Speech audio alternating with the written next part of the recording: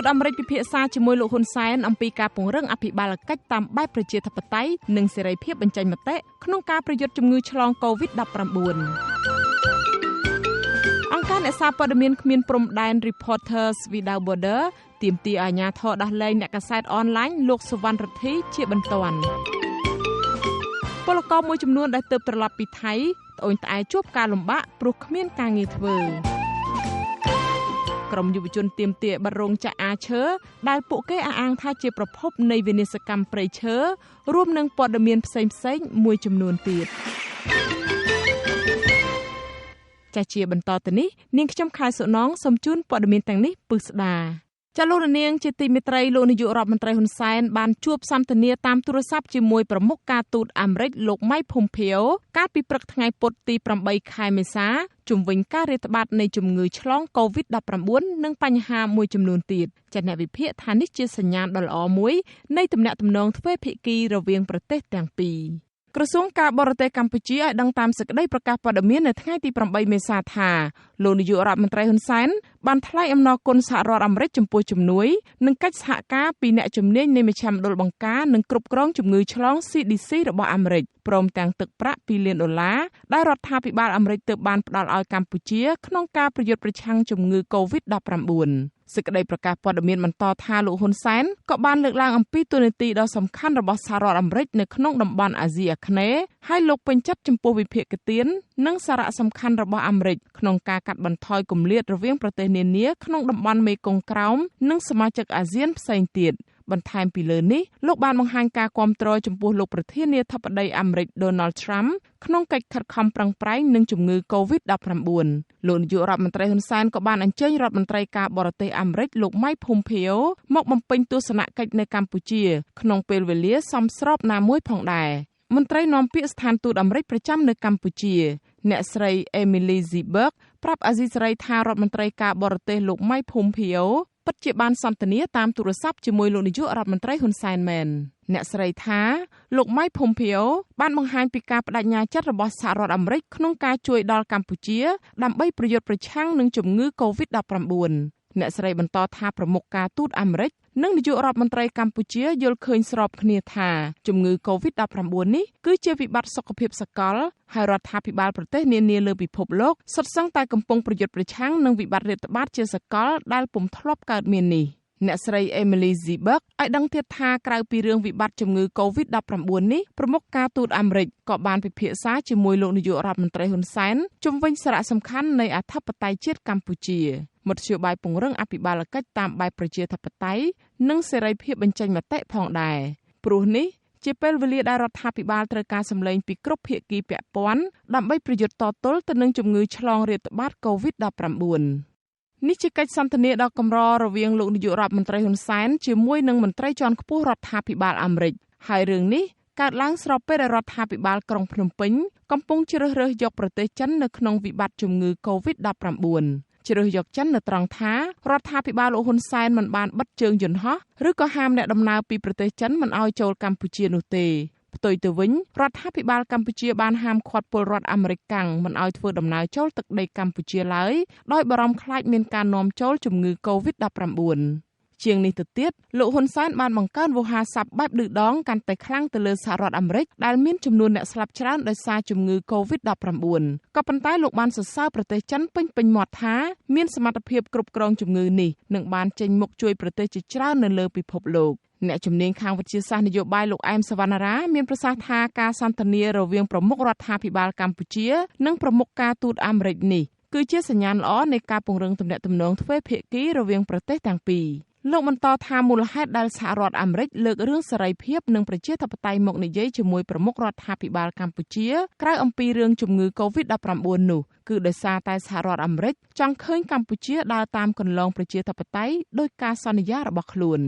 អ្វីដែលកម្ពុជាថាស្តង់ដារឬក៏លក្ខខណ្ឌប្រជាធិបតេយ្យនៃកម្ពុជាវាអត់ទាន់សមស្របទៅនឹងគោលការណ៍ដែលសហរដ្ឋអាមេរិកនៅឃើញទេចឹងហើយបានគេបញ្ជាក់ស្មារតីនឹងឲ្យកម្ពុជាសម្ដែងឆន្ទៈសម្ដែងអរិយាប័ត្របើកលំហសេរីភាពនេះអញ្ចឹងបើសិនជាកម្ពុជាឆ្លើយតបចំណុចវិជ្ជមានចំពោះការលើកឡើងរបស់សហរដ្ឋអាមេរិកខ្ញុំគិតថាភាពវិជ្ជមាននៃទំនាក់ទំនងទ្វេភាគីនេះនឹងមានភាពប្រសើរឡើងនៅថ្ងៃអនាគតឆ្នាំ2020នេះ គឺជាគម្រប់ខួប70ឆ្នាំនៃការបង្កើតទំនាក់ទំនងការទូតរវាងកម្ពុជានិងសហរដ្ឋអាមេរិកក្នុងពេលប៉ុន្មានទសវត្សរ៍មកនេះសហរដ្ឋអាមេរិកបានផ្ដល់ជំនួយអភិវឌ្ឍដល់កម្ពុជាជាង$2,000 លានសម្រាប់វិស័យសុខាភិបាលកសិកម្មអប់រំពាណិជ្ជកម្មនិងវិស័យផ្សេងទៀតក្នុងស្ថានភាពប្រឈមនៃការឆ្លងរាលដាលនៃជំងឺ COVID-19 នេះរដ្ឋាភិបាលអាមេរិកបានផ្ដល់ជំនួយជាថវិកាជាង$2 លានដល់កម្ពុជា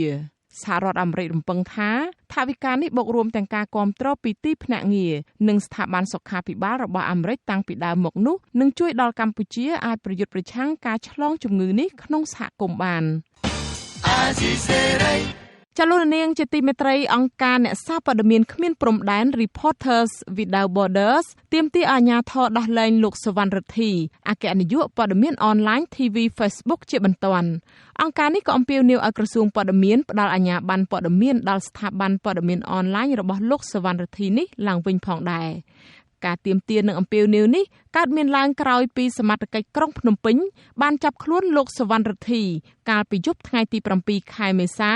ដោយចោទថាលោកបានផ្សព្វផ្សាយព័ត៌មានចរិតញុះញង់បង្កផលប៉ះពាល់ដល់សន្តិសុខសណ្ដាប់ធ្នាប់និងសុវត្ថិភាពសង្គមផ្អែកតាមមាត្រា495នៃក្រមព្រហ្មទណ្ឌក្រោយការចាប់ខ្លួនអគ្គនាយកព័ត៌មានរូបនេះរដ្ឋមន្ត្រីក្រសួងព័ត៌មានលោកខៀវកញ្ញរិទ្ធកាលពីថ្ងៃទី8ខែមេសាបានសម្រេចលុបចោលអាជ្ញាប័ណ្ណព័ត៌មានរបស់លោកដោយមិនអនុញ្ញាតឲ្យគេហទំព័រនិងមជ្ឈមណ្ឌលផ្សព្វផ្សាយឈ្មោះ TVFB បើកដំណើរការតទៅទៀតសេចក្តីប្រកាសព័ត៌មានរបស់អង្គការអ្នកសារព័ត៌មានគ្មានព្រំដែនបញ្ជាក់ថាការសម្រេចលុបចោលអាជ្ញាប័ណ្ណនេះគឺដោយសារតែនិពន្ធនាយកសារព័ត៌មានរូបនេះបានផុសប្រសាសន៍លោកនាយករដ្ឋមន្ត្រីហ៊ុនសែនក្នុងន័យដើមថាបើអ្នករត់ម៉ូតូឌុបខ្សែធន់លក់ម៉ូតូចាយសិនទៅរដ្ឋាភិបាលគ្មានលទ្ធភាពជួយនោះទេនាយកកិច្ចការអាស៊ីប៉ាស៊ីហ្វិករបស់អង្គការអ្នកសារព័ត៌មានគ្មានព្រំដែនលោក Daniel Pastad មានប្រសាសន៍នៅក្នុងសេចក្តីថ្លែងការណ៍ផ្សាយនៅថ្ងៃទី8មេសាថាការចាប់អ្នកកាសែតដាក់គុកដោយសារតែបានស្រង់ប្រសាសន៍ដើមរបស់នាយករដ្ឋមន្ត្រីគឺជារឿងចម្លែកលោកថាវិបត្តិជំងឺ COVID-19 មិនគួរត្រូវបានអាជ្ញាធររដ្ឋាភិបាលកម្ពុជាយកមកប្រើប្រាស់ធ្វើជាលេសដើម្បីកម្ចាត់ក្រុមអ្នកកាសែតដែលមានទស្សនៈផ្ទុយពីរដ្ឋាភិបាលនោះទេចំណាត់ថ្នាក់សេរីភាពសារព័ត៌មាននៅកម្ពុជាបានបន្តធ្លាក់ចុះកាន់តែអាក្រក់ជាបន្តបន្ទាប់ក្នុងរយៈពេលប្រមាណឆ្នាំចុងក្រោយនេះមកនៅលេខ143ក្នុងចំណោម180ប្រទេសក្នុងឆ្នាំ2019ស្របពេលដែលមានការរឹតបន្តឹងកាន់តែខ្លាំងផ្នែកសេរីភាពសារព័ត៌មាននៅកម្ពុជាចាលោកនាងជាទីមេត្រីតកតងទៅនឹងផលប៉ះពាល់នៃការរីករាលដាលនៃជំងឺ COVID-19 នេះពលរដ្ឋខ្មែរដែលកំពុងជាប់នៅប្រទេសម៉ាឡេស៊ីនៅតែស្នើសុំរដ្ឋាភិបាលអនុញ្ញាតឲ្យពួកគេបានវិលត្រឡប់ចូលប្រទេសកម្ពុជាវិញព្រោះការរស់នៅទីនោះកំពុងជួបបញ្ហាប្រឈមជាច្រើនចាំមន្ត្រីសង្គមស៊ីវិលយល់ថារដ្ឋាភិបាលមានកាតព្វកិច្ចគាំពៀនិងទទួលយកពលរដ្ឋរបស់ខ្លួនដែលមានបំណងវិលចូលប្រទេសកំណើតវិញចាអ្នកស្រីសុជីវីរាយការណ៍ព័ត៌មាននេះប្រជាពលរដ្ឋខ្មែរ150នាក់ដែលត្រូវបានរដ្ឋាភិបាលលោកហ៊ុនសែនហាមមិនឲ្យចាកចេញពីប្រទេសម៉ាឡេស៊ីចូលកម្ពុជានោះត្អូញត្អែថាពួកគេមួយចំនួនកំពុងជួបការលំបាកដោយពុំមានកន្លែងស្នាក់នៅនិងគ្មានថវិកាទិញអាហារហូបចុកជាដើមហើយពួកគេនៅតែមានបំណងចង់វិលទៅប្រទេសកម្ពុជាវិញដដែលនិស្សិតខ្មែររៀននៅប្រទេសម៉ាឡេស៊ីម្នាក់គឺលោក Slash Sapri ប្រាប់អាស៊ីសេរីថាលោកមានការខកចិត្តនិយាយលែងចេញនៅពេលដែលលោកនាយរដ្ឋមន្ត្រីហ៊ុនសែនប្រកាសភ្លាមមិនឲ្យយន្តហោះដឹកពួកលោកចូលទឹកដីកម្ពុជា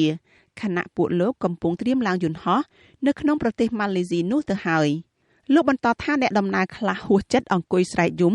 ដោយសារតែពួកគាត់ម្នាក់ខំវិចបងវិចនិងចំណាយលុយអស់ជាង$200សម្រាប់ថ្លៃសម្បត្តិយន្តហោះបូករួមទាំងថ្លៃធ្វើដំណើរពីកន្លែងស្នាក់ក្នុងតំបន់ឆ្ងាយទៅកាន់វាលយន្តហោះជាដើមទៅក្នុងនោះគឺមានគ្រប់ទាំងអស់មានសិស្សហើយទៅមានអ្នកដែលគាត់ជាជនធម្មតាហើយមានអ្នកមកទេសចរដែរមកជិតអស់វីសាអញ្ចឹងទៅវិញណាហើយមានអ្នកគាត់មករកស៊ីធម្មតាស៊ីឈ្នួលអីអញ្ចឹងហើយទៅពេលគាត់ទៅវិញទៅប្រាប់ខ្ញុំថាដោយសារគាត់នឹងអត់មានការងារធ្វើទេដោយសារឥឡូវគឺឈប់អស់ហើយទៅគាត់អត់មានលុយមានបីនៅចាយអីអញ្ចឹងណាហើយទៅគាត់ចង់ទៅផ្ទះវិញខំទិញសម្បត្តិហើយមកហើយអ្នកខ្លះមកឡានមកឡើង700ហ្នឹងហើយទៅអស់លុយអីទៅតស៊ូហ្នឹងអស់ច្រើនហើយតស៊ូថាធ្វើម៉េចឲ្យបានទៅដោយសារគាត់ទៅវិញគុំធ្វើអីដែរនិស្សិតខ្មែររូបនេះបញ្ជាក់ថាទាំងលោកនិងអ្នកដំណើរផ្សេងទៀតនៅតែចង់ទៅប្រទេសកម្ពុជាវិញរហូតមានពលរដ្ឋជាង10នាក់មិនព្រមចាកចេញពីវាលយន្តហោះឡើយគឺតាំងពីព្រឹកព្រលឹមរហូតដល់យប់ថ្ងៃទី7ខែមេសាដោយពួកគាត់គិតថា ក្រែងរដ្ឋាភិបាលផ្លាស់ប្តូរចិត្តអនុញ្ញាតឲ្យយន្តហោះដឹកពួកគាត់វិលទៅកម្ពុជាវិញលោកស្លេសព្រីបន្តថាមូលហេតុដែលអ្នកខ្លះដាច់ខាតថាត្រូវតែវិលទៅកម្ពុជាវិញនោះព្រោះពួកគាត់ខ្លះគ្មានថវិកាសម្រាប់ធ្វើដំណើរត្រឡប់ទៅវិញនិងគ្មានថវិកាសម្រាប់ទិញអាហារបរិភោគនិងជួលកន្លែងស្នាក់នៅថ្មីក្រោយគ្មានការងារធ្វើហើយអ្នកខ្លះទៀតប្រឈមមុខនឹងផុតទិដ្ឋាការឬក៏វីសាស្នាក់នៅលោកឲ្យដឹងដែរថាចំណែកស្ថានទូតកម្ពុជាវិញក៏មិនបានជួយពួកគាត់គ្រប់គ្រាន់នោះដែរបើទោះបីជាពួកគាត់ស្នើសុំជំនួយក្តីខ្ញុំក៏តាក់ទងខ្លួនឯងហើយមិត្តភក្តិក៏តាក់ទងមើលគឺដែរប៉ុន្តែដូចជាអត់មានអីជាថាមកហូបអាហារឬក៏អីទាន់ពេលដែលសារយើងនៅទៅតាំងពីម្សិលពេលល្ងាចហើយរហូតដល់ថ្ងៃហ្នឹងទៀតរហូតដល់ពេលយប់ទៀតអត់នៅតែអត់អញ្ចឹងមិនได้ខ្ញុំអត់មានជំរឿខ្ញុំក៏ទិញទៅទិញបាយអីលុយខ្លួនឯងហ្នឹងគឺខ្ញុំខ្លួនឯងហ្នឹងស្គាល់ហ្នឹងទិញឲ្យគាត់ប្រហែលអ្នកជិត10នាក់និស្សិតខ្មែរម្នាក់ទៀតគឺកញ្ញារ៉ូម៉ាសាវ៉ារីទីអាយុ21ឆ្នាំនិយាយថានាងបានត្រឡប់ទៅស្នាក់នៅផ្ទះម្ដាយធម៌បណ្ដោះអាសន្ន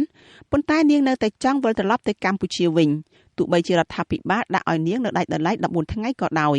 និស្សិតរូបនេះរំពឹងថារដ្ឋាភិបាលនឹងពិចារណាឡើងវិញក្នុងការអនុញ្ញាតឲ្យពលរដ្ឋខ្មែរ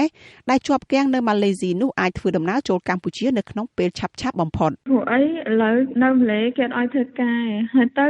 គេជួយទៅប្រជាជនគេអញ្ចឹងហើយយើងនៅបាទខ្ញុំកូនសិស្សអត់អីខ្ញុំបានបាយហ្វ្រីបានអីចឹងប៉ុន្តែអ្នកធ្វើការបាទត្រូវជួលផ្ទះត្រូវអីហើយអ្នកខ្លះធ្វើការដូចថាបានហូបតែមួយខែអញ្ចឹងហើយត្រូវបងថ្លៃភ្លើងឥឡូវគាត់បាក់ខ្លាំងហើយពេលបានថ្លៃតែថ្មហ្នឹងរៀង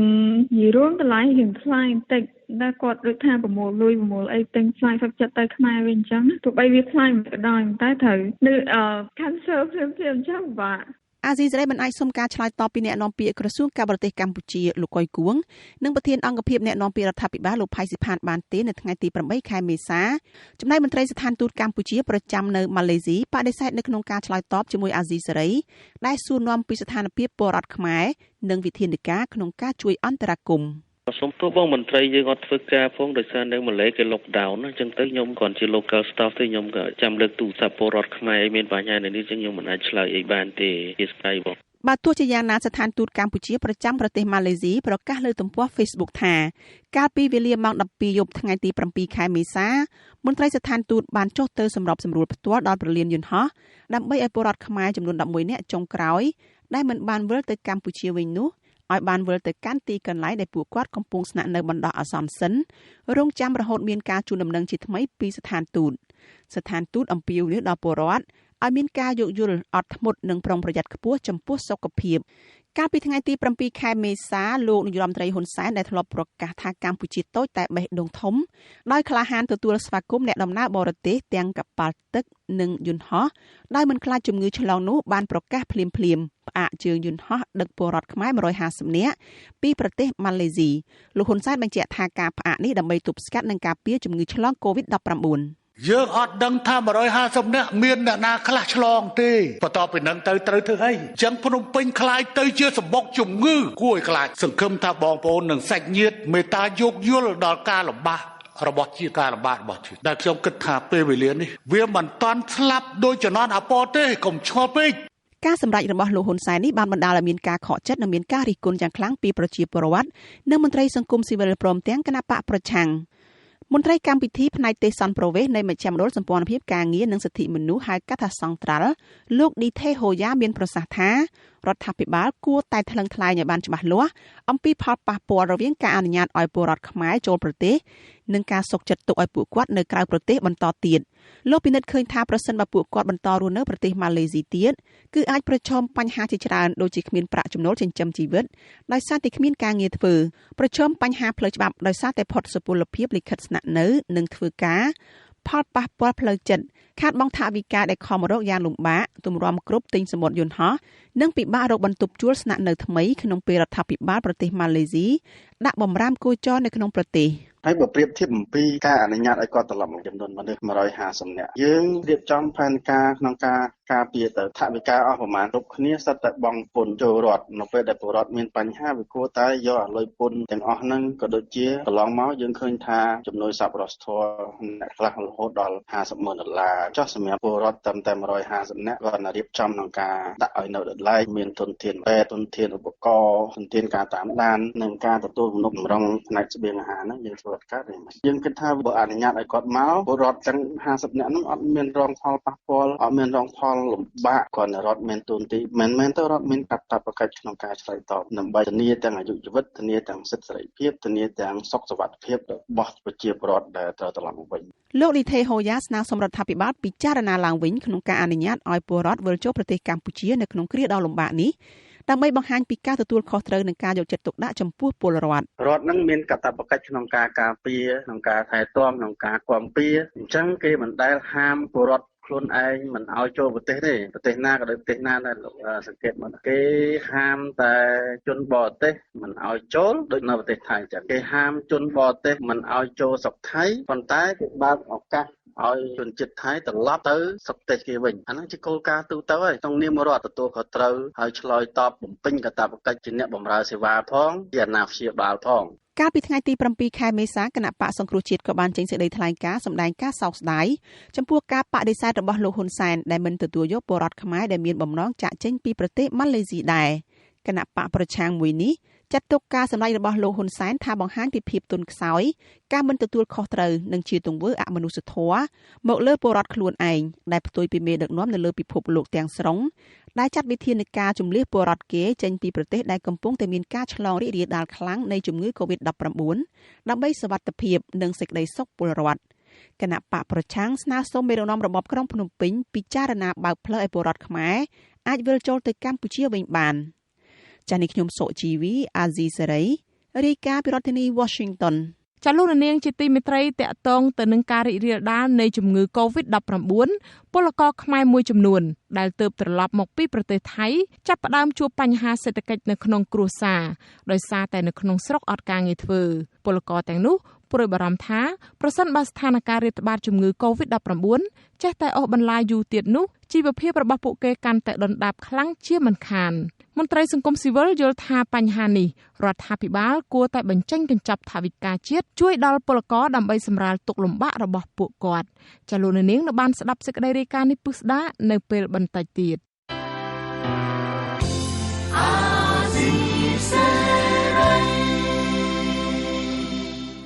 ចាលោកនាងជាទីមេត្រីរឿងដាច់ដោយឡែកមួយទៀតព្រះសង្ឃឯករាជ្យរិះគន់វិធានការគណៈសង្ឃនាយកនិងសម្ដេចព្រះមហាសង្ឃរាជនៃគណៈធម្មយុត្តកនិកាយជំវិញការបង្ការជំងឺ Covid-19 ព្រះសង្ឃលើកឡើងថាគណៈសង្ឃនាយកនិងសម្ដេចព្រះមហាសង្ឃរាជនៃគណៈធម្មយុត្តកនិកាយសម្រាប់ផ្អាកការប្រារព្ធពិធីបុណ្យចូលឆ្នាំគឺធ្វើឡើងតាមបញ្ជារបស់លោកនាយករដ្ឋមន្ត្រីហ៊ុនសែនចាប់ពីរដ្ឋធានី Washington លោកហេរស្មីរាយការណ៍ព័ត៌មាននេះគណៈសង្ឃនាយកនិងសម្ដេចព្រះមហាសង្ឃរាជនៃគណៈធម្មយុត្តកនិកាយ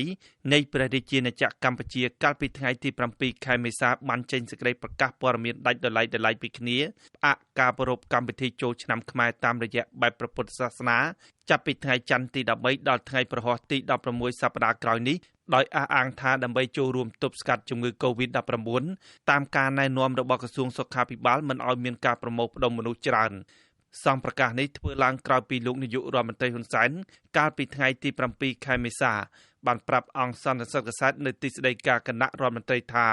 រដ្ឋាភិបាលបានសម្រេចផ្អាកកម្មវិធីចូលឆ្នាំខ្មែរប្រពៃណីជាតិឆ្នាំនេះដើម្បីចូលរួមទប់ស្កាត់ជំងឺ Covid-19 អាស៊ីសេរីមិនអាចតាក់ទងសម្ដេចសង្ឃនាយកនុនង៉ែតនិងសម្ដេចព្រះមហាសង្ឃរាជនៃធម្មយុត្តកនិកាយបូគ្រីបានទេដោយទូរស័ព្ទមិនមានអ្នកទទួលព្រះដេចគុណលួនសុវត្ថិមានថេរដីកាថាព្រះអង្គក៏គាំទ្រមិនឲ្យមានការជួបប្រជុំដើម្បីទប់ស្កាត់ជំងឺ Covid-19 ផងដែរក៏ប៉ុន្តែព្រះអង្គមានថេរដីកាថា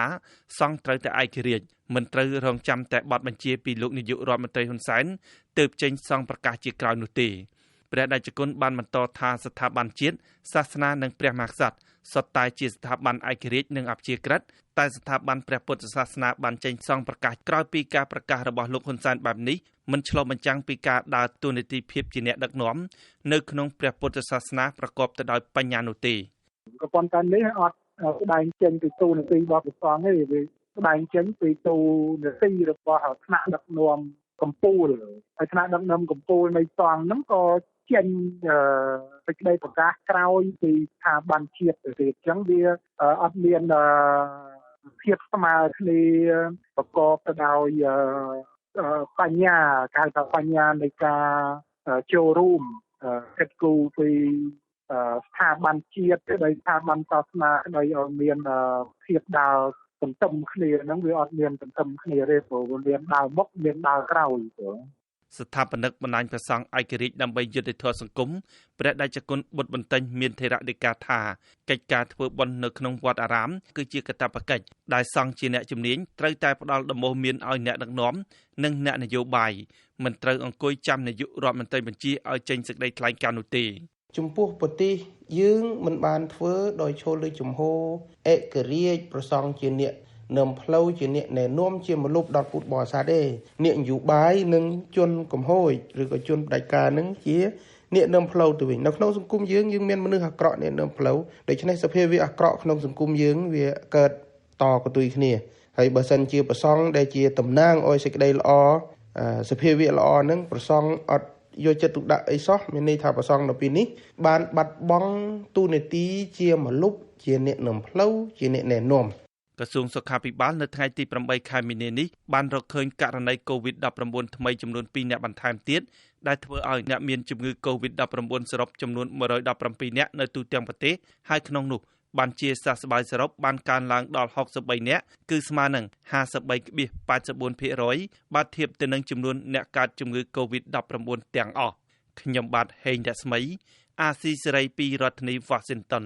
ចលនានាងជាទីមេត្រីក្រុមអ្នកវិទ្យាសាស្ត្រក្នុងពិភពលោកបានប្រឹងប្រែងតាមលទ្ធភាពរបស់ខ្លួនរកវិធីព្យាបាលនានាដើម្បីកាត់បន្ថយចំនួនអ្នកស្លាប់និងឆ្លងបណ្ដាលមកពីជំងឺ COVID-19 នៅសហរដ្ឋអាមេរិកក្រៅតែពីការយល់ព្រមឲ្យប្រើថ្នាំសម្រាប់គ្រុនចាញ់អាជ្ញាធរជាតិត្រួតពិនិត្យឱសថនិងអាហារនៅសហរដ្ឋអាមេរិកហៅកាត់ថា FDA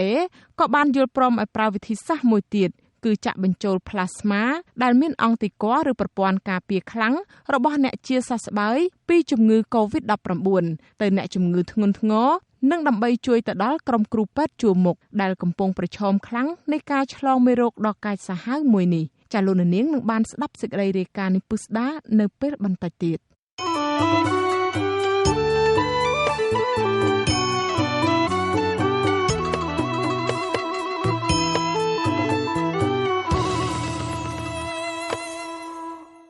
ចលនានាងជាទីមេត្រីពលករខ្មែរមួយចំនួនដែលទើបត្រឡប់មកពីប្រទេសថៃចាប់ផ្ដើមជួបបញ្ហាសេដ្ឋកិច្ចនៅក្នុងគ្រួសារដោយសារតែនៅក្នុងស្រុកអត់ការងារធ្វើពលករទាំងនោះព្រួយបារម្ភថាប្រសិនបើស្ថានភាពរាតត្បាតជំងឺ COVID-19 នេះចេះតែអូសបន្លាយពេលវេលាយូរទៀតនោះជីវភាពរបស់ពួកគេកាន់តែដុនដាបខ្លាំងជាក់ជាមិនខានមន្ត្រីសង្គមស៊ីវិលយល់ថាបញ្ហានេះរដ្ឋាភិបាលគួរតែបញ្ចេញកញ្ចប់ថវិកាជាតិជួយដល់ពលករដើម្បីសម្រាលទុក្ខលំបាករបស់ពួកគាត់ចាប់ពីរដ្ឋធានី Washington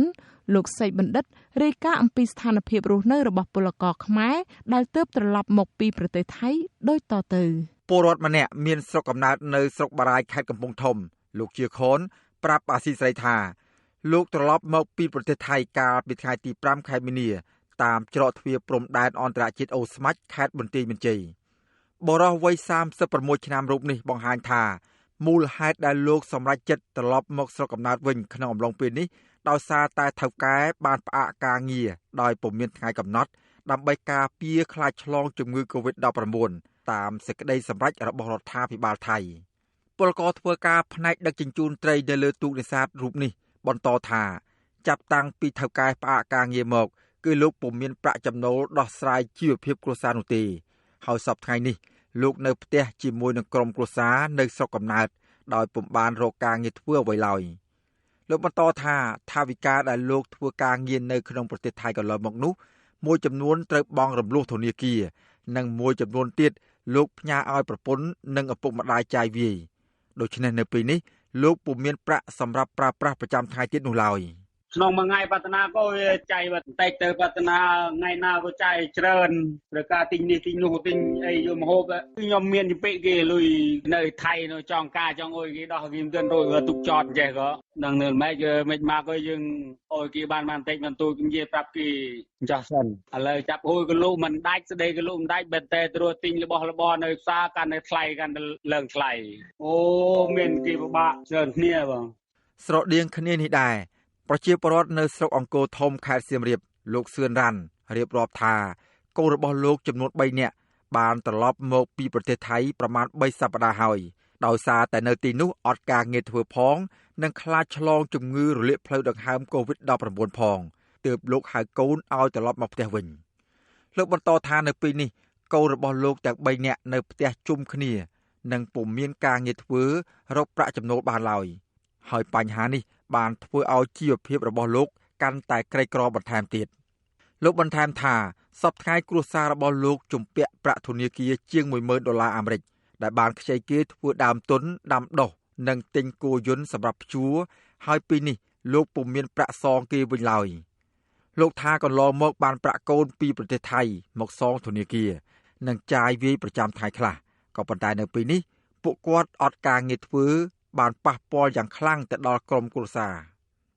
លោកបន្ថែមថាចាប់តាំងពីកូនមកដល់ផ្ទះមកពុំមានអាជ្ញាធរណាមកអើពើជួយដល់ក្រុមគ្រួសារលោកឡើយ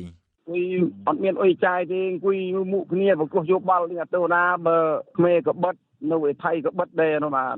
បានថាយើងចង់ធនំពោឲ្យរដ្ឋាភិបាលហ៊ុនសែនជួយបញ្ជាទេណាមានថាជួយមិនដោះទេបើអូសបន្លាយយូរទៅមុខទៀតកាន់តែយ៉ាប់ណាតែយើងលោកគ្រូមិនអាចរស់បានទេគឺថាទិញជ្រុលងឹបអត់មានអុយហូបទប់អុយងុយទេមកពីបិទទៅថា 4-5K កន្លះឆ្នាំវិញមិនស្រែករោប្រាក់រោការបានទៅទិញវាលំសោស៊ុបបើមិនតែយើងអត់មានគ្រប់ណានៃទាំងអស់ការងារនឹងក្មេក៏អត់ត្រូវយ៉ាប់ហើយកូនក្មេយើងពេលនេះបើនៅរដ្ឋាភិបាលមិនជួយដោះស្រាយយ៉ាប់មែនទេ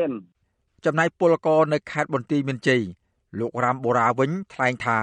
លោកបាននាំប្រពន្ធនិងកូនត្រឡប់មកពីប្រទេសថៃកាលពីថ្ងៃទី20ខែមីនាដោយសារនៅក្នុងប្រទេសថៃអត់ការងារធ្វើ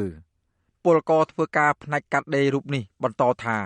អំឡុងពេលធ្វើការនៅក្នុងប្រទេសថៃគ្រួសាររបស់លោករកប្រាក់ចំណូលបានប្រមាណ$20,000បាត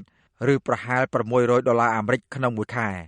ក៏ប៉ុន្តែនៅពេលនេះលោកមិនមានប្រាក់ចំណូលដូចពេលមុនឡើយលោកថាប្រសិនបើស្ថានភាពអូសបន្លាយតទៅមុខទៀតនោះគ្រួសាររបស់លោកនឹងប្រឈមមុខនឹងដាច់ស្បៀងពីព្រោះលោកគ្មានផ្ទះស្នាក់នៅហើយសពថ្ងៃជួលផ្ទះគេស្នាក់នៅបណ្ដោះអាសន្ននិងត្រៀមវិលត្រឡប់ទៅធ្វើការនៅប្រទេសថៃវិញនិយាយទៅប៉ះពាល់ចំណូលច្រើនបងព្រោះខ្ញុំត្រូវចំណាយច្រើនហ្មងទៅពេលអញ្ចឹងប៉ះពាល់ដល់ក្នុងគ្រួសារថាយើងត្រូវខ្វះខាតលុយកាក់ចាយអញ្ចឹងហ្មងពិបាកនឹងការរកបងកន្លែងបាក់នឹងរលុយហូបចុកសុខសប្បាយដូចមុនណាបងឥឡូវត្បិតត្បៀតត្រូវត្បិតត្បៀតខុសគ្នាឆ្ងាយបើនិយាយទៅឆ្ងាយគេសឹង 80% បងប្រពន្ធអត់ធ្វើឲ្យបងមើលកូននៅនេះអាស៊ីសេរីនៅពុំទាន់អាចតាក់ទងแนะនាំពាក្យក្រសួងការងារលោកហេងសួរដើម្បីសូមអត្ថាធិប្បាយជុំវិញបញ្ហានេះបានទេនៅថ្ងៃទី8ខែមេសាដោយទូរស័ព្ទចូលច្រើនដងតែពុំមានអ្នកទទួលកាលពីពេលថ្មីនេះលោកនាយករដ្ឋមន្ត្រីហ៊ុនសែនបានប្រកាសថារដ្ឋាភិបាលរបស់លោកបានត្រៀមថវិកាពី$800 លានដល់$2,000 លានអាមេរិកដើម្បីប្រើប្រាស់ពេលប្រទេសមានបញ្ហាដោយសារជំងឺ COVID-19 លោកក៏បានអំពាវនាវដល់ស្ថាប័នធនាគារនិងមីក្រូហិរញ្ញវត្ថុទាំងអស់ឲ្យពន្យាពេលដល់ប្រជាពលរដ្ឋក្នុងការសងបំណុលនិងមិនឲ្យរឹបអូសទ្រព្យសម្បត្តិពីអ្នករងផលប៉ះពាល់ដោយសារជំងឺរលាកផ្លូវដង្ហើមថ្មី COVID-19 នោះឡើយស្របពេលពួកគាត់កំពុងគ្មានការងារធ្វើផងនោះវិធានការផ្នែកធនាគារបានធ្វើច្រើនហើយក៏ប៉ុន្តែសូមបន្តធ្វើតទៅទៀតបង្ហាញពីការយោគយល់ឧទាហរណ៍ពន្យាការសងឬពន្យាការសងអត្រាការប្រាក់មិនផាកពិន័យព្រោះធនាគារគេមានបែបបទរបស់គេបើអ្នកឯងមិនបានសងគេនឹងផាកពិន័យពីលើអាហ្នឹងឥឡូវសូមឲ្យមានការយោគយល់គ្នានៅក្នុងកលៈទេសៈនេះតែនេះមិនមែនជាបទបញ្ជាទេតែជាការអំពាវនាវរបស់រាជរដ្ឋាភិបាលចំពោះវិស័យឯកជនដែលសូមឲ្យមានការយោគយល់លោកហ៊ុនសែនបន្ថែមថានៅក្នុងអំឡុងពេលនេះជាឱកាសល្អរបស់កសិករដើម្បីរកប្រាក់ចំណូលក្នុងគ្រួសារហើយលោកក៏បានជំរុញឲ្យក្រសួងកសិកម្ម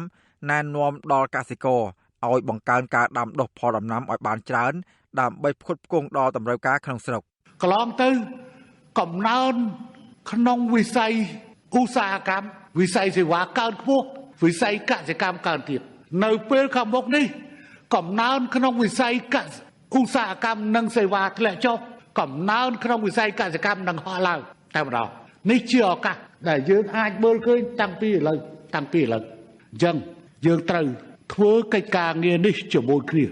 ចំណែកប្រធានអង្គការសង្ត្រាល់លោកមឿនដុល្លារមានប្រសាសន៍ថាពលករខ្មែរដែលត្រឡប់មកស្រុកកំណើតវិញភាគច្រើនគឺជាពលករធ្វើការនៅក្រៅប្រព័ន្ធដែលពួកគេភាគច្រើនពុំបានទទួលប្រាក់ឧបត្ថម្ភ 50% ពីរដ្ឋាភិបាលថៃក្នុងអំឡុងពេលថៅកែផ្អាកការងារនោះឡើយលោកបន្ថែមថារដ្ឋាភិបាលគួរតែបញ្ចេញប្រាក់$800 លាននិងប្រាក់ខែដែលមន្ត្រីរាជការបានធ្វើវិភាគទានចូលរួមប្រយុទ្ធប្រឆាំងនឹងជំងឺ Covid-19 នោះជួយដល់ប្រជាពលរដ្ឋដែលរងផលប៉ះពាល់ពីជំងឺរលាកផ្លូវដង្ហើមថ្មីនេះចឹងមិនខ្ញុំថាប្រទេសយើងវាពិបាកថងថាយើងវាប្រព័ន្ធគាំពារសង្គមហ្នឹងវាអត់ទាន់បានទូលំទូលាយដូចនៅគេមានប្រព័ន្ធគាំពារសង្គមរបស់គេហ្នឹងរៀងគាត់បាននៅពេលដែលពលរដ្ឋអត់ការងារធ្វើគេដឹងទៅអាជ្ញាធររដ្ឋហើយដើម្បីក្លែងយកនៅប្រាក់ឧបត្ថម្ភសម្រាប់ពេលអត់ការងារធ្វើហ្នឹងប៉ុន្តែស្រុកយើងអត់ទាន់មានអាហ្នឹងហើយក៏ប៉ុន្តែយ៉ាងណាក៏ដោយខ្ញុំឃើញទងមួយពេលជាតិរបបសន្តិសុខសង្គមណាដែលពលរដ្ឋបានបង់កន្លងមកតាមរយៈក្រុមហ៊ុនតាមរយៈអីហ្នឹងអាហ្នឹងគួរតែអាចពិចារណាយើងបញ្ចប់ណាមួយជាមួយប្រើដែរក្នុងដំណាក់កាលកំពុងមានវិបត្តិចឹងណាបាទរបាយការណ៍របស់អង្គការសង្ត្រាល់ឲ្យដឹងថាពលករខ្មែរធ្វើការនៅប្រទេសថៃទាំងស្របច្បាប់និងមិនស្របច្បាប់មានប្រមាណ2លាននាក់លោកហ៊ុនសែនបានប្រកាសកាលពីថ្ងៃទី7មីនាថាមកទល់នឹងពេលនេះមានពលករខ្មែរជាង 60,000 នាក់ហើយបានត្រឡប់មកកម្ពុជាវិញលោកមឿនដុល្លារព្រួយបារម្ភថាបើសិនជាស្ថានភាពនៅតែបន្តអូសបន្លាយតទៅមុខទៀតនោះនឹងមានពលកររាប់ម៉ឺននាក់បន្ថែមទៀតត្រឡប់មកកម្ពុជាវិញពីព្រោះពួកគេអត់ការងារធ្វើគ្មានប្រាក់បង់ថ្លៃបន្ទប់ជួលនិងគ្មានប្រាក់ចាយវាយប្រចាំថ្ងៃនោះឡើយខ្ញុំបាទសេកបណ្ឌិតអាស៊ីសេរីពីរដ្ឋធានីវ៉ាស៊ីនតោន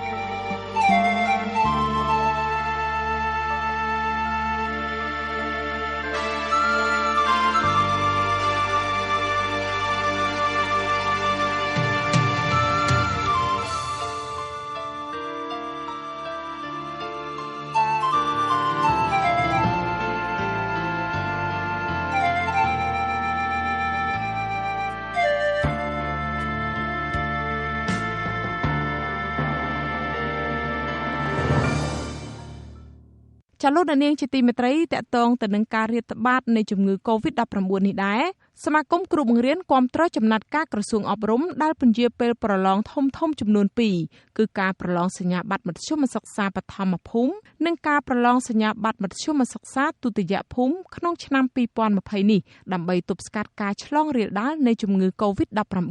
ប្រធានសមាគមគ្រូបង្រៀនកម្ពុជាឯករាជ្យអ្នកស្រីអុកឆាយាវីមានប្រសាសន៍ថាអ្នកស្រីស្វាគមន៍ដែលក្រសួងសម្រេចពន្យាពេលប្រឡងឆ្នាំនេះក្នុងគ្រាដែលពិភពលោកក៏ដូចជាប្រទេសកម្ពុជាកំពុងប្រយុទ្ធប្រឆាំងទៅនឹងការឆ្លងរាតត្បាតនៃជំងឺ Covid-19 ចាស់នៅពេលដែលធូរស្បើយទៅអញ្ចឹងបច្ចេកទេសក្នុងការប្រឡងវាងាយទេសិស្សានុសិស្សហ្នឹងព្រោះអីសប្តាហ៍ថ្ងៃគឺរៀនតាមបច្ចេកវិទ្យាថ្មីហ្នឹងគឺតាមប្រព័ន្ធអនឡាញហើយអញ្ចឹងសិស្សានុសិស្សគាត់ត្រៀមរួចជាមួយស្រេចក្នុងការដែលគាត់ឈមក្នុងការប្រឡងហ្នឹងគ្រាន់តែក្មួយដែលគាត់មិនមានបច្ចេកវិទ្យាអីមានអត់សូវប្រសពហ្នឹងគ្នាយើងពិបាកដែរអញ្ចឹងណាប៉ុន្តែយើងត្រូវតែរៀបចំតាមវិធីណាដែលងាយដល់សិស្សានុសិស្សដូចជាយើងឲ្យសិស្សហ្នឹងរៀនឬក៏ដាក់លំហាត់ជាច្រើនសំណួរហើយយើងបិទយកតែសំណួរណាមួយដើម្បីយកមកឲ្យពួកគាត់សិក្សាទៅរួចហើយយើងចេញក្នុងហ្នឹងយើងកុំចេញអ្វីដែលហួសពីសមត្ថភាពសិស្សានុសិស្សអញ្ចឹងណាក្រសួងអប់រំយុវជននិងកីឡាបានចេញសេចក្តីណែនាំនៅថ្ងៃទី8ខែមេសាថាសម្រាប់ឆ្នាំសិក្សា2019ឆ្នាំ2020នេះក្រសួងពន្យាពេលរៀបចំការប្រឡងសញ្ញាបត្រមធ្យមសិក្សាបឋមភូមិដែលគ្រោងធ្វើនៅថ្ងៃទី3ដល់ថ្ងៃទី10ខែសីហានិងការប្រឡងសញ្ញាបត្រមធ្យមសិក្សាទុតិយភូមិឬបាក់ឌុបដែលគ្រោងធ្វើនៅថ្ងៃទី17ខែសីហាដល់ថ្ងៃទី9ខែកញ្ញា ក្រសួងបញ្ជាក់ថារីឯកំណត់ពេលប្រឡងជាថ្មីនោះក្រសួងនឹងជូនដំណឹងនៅពេលក្រោយរីឯការបរិច្ឆេទនៃការទទួលពាក្យសុំចុះឈ្មោះប្រឡងនិងការផ្ដល់សំណុំលិខិតចុះឈ្មោះប្រឡងសញ្ញាបត្រមធ្យមសិក្សាទុតិយភូមិសម្រាប់បេក្ខជនគ្រប់ប្រភេទត្រូវបញ្ជូនមកក្រសួងគឺនាយកដ្ឋានកិច្ចការប្រឡងតាមកាលកំណត់ដើម្បីរៀបចំការប្រឡងនៅពេលក្រោយក្រសួងបានជំរុញឲ្យសិស្សានុសិស្សទាំងអស់បន្តធ្វើស្វ័យសិក្សានៅតាមផ្ទះដោយប្រើប្រាស់សៀវភៅសិក្សាគោលនិងតាមប្រព័ន្ធអេឡិចត្រូនិក e-learning ដែលមាននៅក្នុងគេហទំព័ររបស់ក្រសួងអប់រំចលនានាងជាទីមេត្រីប្រទេសនៅក្នុងតំបន់អាស៊ានប្រើវិធានការផ្លូវច្បាប់ផ្សេងៗគ្នានៅគ្រាដែលជំងឺ Covid-19 កំពុងរាតត្បាតការប្រើប្រាស់វិធានការទាំងនេះមានប្រទេសខ្លះប្រើវិធានការទប់ស្កាត់និងបង្ក្រាបប្រជាពលរដ្ឋជ្រុលហួសហេតុដែលជាការរំលោភសិទ្ធិមនុស្សធ្ងន់ធ្ងរចាប់ពីរដ្ឋធានី Washington លោកទីន Zakaria រាយការណ៍អំពីបញ្ហានេះក្រុមនៃវិភាគលើកឡើងថាមេដឹកនាំអាស៊ានមួយចំនួនចាត់វិធានការទប់ស្កាត់ការឆ្លងជំងឺ Covid-19 ថាជាការប្រើអំណាចផ្ដាច់ការទៅលើពលរដ្ឋរបស់ខ្លួនទៅវិញប្រទេសដែលលេចធ្លោជាងគេនៅក្នុងការដាក់បំរាមឬការប្រកាសប្រទេសនៅក្នុងភាពអាសន្ននៅកំឡុងពេលយុទ្ធនាការទប់ស្កាត់ជំងឺ Covid-19 នេះមានប្រទេសហ្វីលីពីនថៃនិងកម្ពុជាជាដើមរីឯប្រទេសមួយចំនួនទៀតមិនទាន់បង្ហាញពីការបង្ក្រាបការចាប់ចងនិងការផ្ដន្ទាទោសពលរដ្ឋធ្ងន់ធ្ងរនៅឡើយទេប្រទេសនៅក្នុងតំបន់ដែលប្រកាសដាក់នៅក្នុងភាពអាសន្នមុនគេគឺថៃបានដាក់ប្រទេសនៅក្នុងភាពអាសន្នរយៈពេល1ខែចាប់ពីថ្ងៃទី26ខែមីនាមកនៅក្នុងកំឡុងពេលរដ្ឋបတ်សិទ្ធិសេរីភាពដាហើរនេះរដ្ឋាភិបាលថៃបានដាក់វិធានការដំបូងគេគឺផ្ដោតលើការគ្រប់គ្រងបណ្ដាញសារព័ត៌មាននិងគ្រប់គ្រងការជួបជុំគ្នាការរដ្ឋបတ်សិទ្ធិសេរីភាពសារព័ត៌មាននិងការជួបជុំនេះគេសង្កេតឃើញថាបានកើតមានឡើងតាំងពីរដ្ឋាភិបាលថៃបានរំលាយគណៈបកប្រឆាំងកាលពីខែកុម្ភៈមកម្លេះក្រុមនៃវិភាគលើកឡើងថានៅក្នុងកំឡុងពេលជំងឺ Covid-19 កំពុងតែរាតត្បាតនេះទាំងពលរដ្ឋថៃនិងពលរដ្ឋខ្មែរហាក់មិនមានជំនឿលើរដ្ឋាភិបាលរបស់ខ្លួននោះទេដោយសារតែរដ្ឋាភិបាលទាំងពីរនេះមាននយោបាយប្រហាក់ប្រហែលគ្នាបង្ក្រាបទៅលើអ្នករិះគន់ឬក្រុមប្រឆាំងហើយព័ត៌មានមួយចំនួនដែលចេញពីរដ្ឋាភិបាលនោះគឺពលរដ្ឋមិនជឿនោះទេដូច្នេះពលរដ្ឋស្វែងរកព័ត៌មានទាក់ទងនឹងជំងឺ Covid-19 ដោយខ្លួនឯងនិងចែករំលែកព័ត៌មានទាំងនោះនៅលើបណ្ដាញសង្គមផ្ទុយទៅវិញមនុស្សមួយចំនួនត្រូវបានរដ្ឋាភិបាលឃាត់ខ្លួនដាក់ពន្ធនាគារដោយចោទប្រកាន់ពីបទញុះញង់និងធ្វើឲ្យចលាចលសង្គមជាដើមនៃវិភាគនយោបាយលោកបណ្ឌិតឡាវម៉ុងហៃមានប្រសាសន៍ថាដើម្បីឲ្យប្រជាពលរដ្ឋមានជំនឿលើរដ្ឋាភិបាលនៅពេលជំងឺ Covid-19 កំពុងតែរាតត្បាតនេះទាំងរដ្ឋាភិបាលថៃនិងរដ្ឋាភិបាលកម្ពុជាត្រូវបញ្ចេញព័ត៌មានពិតដែលអាចឲ្យពលរដ្ឋជឿទុកចិត្តបានជារឿងសំខាន់ដូចថាដល់ព័ត៌មានថាខ្លាំងៗយើងដឹងពឹបអានេះយើងផ្សព្វផ្សាយព័ត៌មាននោះបដិសេធទៅរឿងនេះមិនចេះទេពយល់គេទៅវិញទៅព្រោះយើងនេះចាប់ផ្លាប់ឡើងនោះគឺថាព័ត៌មានគេថាធ្វើឲ្យគេពិតភ័យអីបន្លាចអីចឹងទៅព្រោះចោលប្រកាន់គេទៅអត់ត្រូវទេរីឯប្រទេសហ្វីលីពីនវិញបានប្រកាសដាក់ប្រទេសនៅក្នុងភាពអាសន្នរហូតដល់ចុងខែមេសាហើយមេដឹកនាំហ្វីលីពីនបានផ្ដាល់ដាវអាជ្ញាសិទ្ធិឲ្យប៉ូលីសទាហានបាញ់សម្លាប់ប្រជាពលរដ្ឋរបស់ខ្លួនចំពោះអ្នកប្រឆាំងនឹងបទបញ្ជាមិនឲ្យចេញដើរហើរក្រៅផ្ទះនោះប្រទេសផ្សេងទៀតមានឥណ្ឌូនេស៊ីម៉ាឡេស៊ីភូមាសិង្ហបុរីវៀតណាមប្រ៊ុយណេរដ្ឋាភិបាលបានប្រកាសពីការរដ្ឋបတ်ធ្វើដំណើររបស់ពលរដ្ឋដូចគ្នាតែមិនបានកំណត់ពីការដាក់ទោសទណ្ឌធ្ងន់ធ្ងរដល់ពលរដ្ឋនោះឡើយរដ្ឋាភិបាលឥណ្ឌូនេស៊ីបានប្រកាសដាក់ប្រទេសនៅក្នុងភាពអាសន្ននេះមិនមែនប្រកាសដាក់នៅទូទាំងប្រទេសនោះទេឥណ្ឌូនេស៊ីបានប្រកាសដាក់តែនៅទីក្រុងធំៗមួយចំនួនរួមទាំងទីក្រុងចាកាតាជាដើមចំពោះកម្ពុជាវិញទោះបីជាលោកនាយករដ្ឋមន្ត្រីហ៊ុនសែនប្រកាសពីការបន្ធូរបន្ថយស្ថានភាព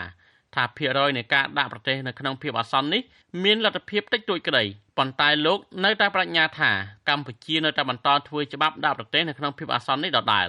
ដើម្បីប្រើប្រាស់នៅពេលចាំបាច់ចឹងលទ្ធភាពវាតិចណាស់តែបើទោះបីជាតិចយ៉ាងណាក៏ដោយក៏ត្រូវមានឧបករណ៍ច្បាប់ក្នុងដៃក្រែងលោអា